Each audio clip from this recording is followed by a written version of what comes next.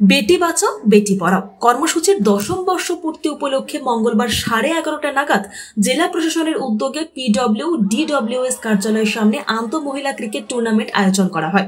উপস্থিত ছিলেন জেলা পরিষদের সভাধিপতি দীপক দত্ত, জেলা শাসক ও সমাহর্তা স্মৃতা মল, MS জেলা পুলিশ সুপার অশোক কুমার সিনহা, অতিরিক্ত জেলা শাসক প্রদীপ কুমার, হেমন্ত দেব বর্মন, PP সিনিয়র অতিরিক্ত জেলা শাসক ও সমাহর্তা যোগেশ রিয়া, জেলা তথ্য সংস্কৃতি দপ্তরের অ্যাসিস্ট্যান্ট ডিরেক্টর প্রমোদ আচার্য।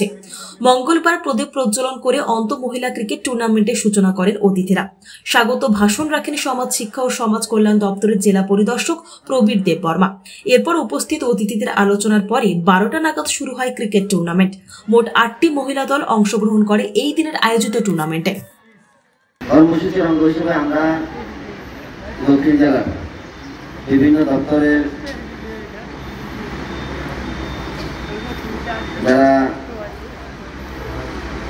বিভিন্ন দপ্তর রয়েছেন, এই দপ্তরকে নিয়ে আমরা বেটি বাঁচাও বেটি পড়াও এই কর্মসূচিকে সফল করার লক্ষ্যে একটা ক্রিকেট টুর্নামেন্টের আয়োজন করা হয়েছে। এই টুর্নামেন্টে বিভিন্ন দপ্তর রয়েছে, আমাদের জেলার মধ্যে দপ্তরের টিম রয়েছে থাকবে, পাশাপাশি জেলা পরিষদের টিমও রয়েছে।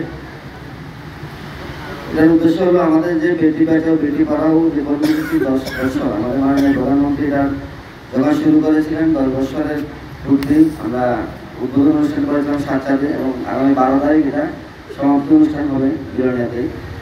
তা আমরা এটাকে আরও সার্থক করে তোলার জন্য এবং এটাকে বেশি বেশি করে প্রচারে নিয়ে আসার জন্য আমাদের মাননীয় জেলা শাসক মহোদয় রয়েছেন এখানে, ওনারা উদ্যোগেই বিশেষ করে আজকে এই আরেকটা জিনিস হলো আমাদের আগামী 8 তারিখ আন্তর্জাতিক মহিলা দিবস।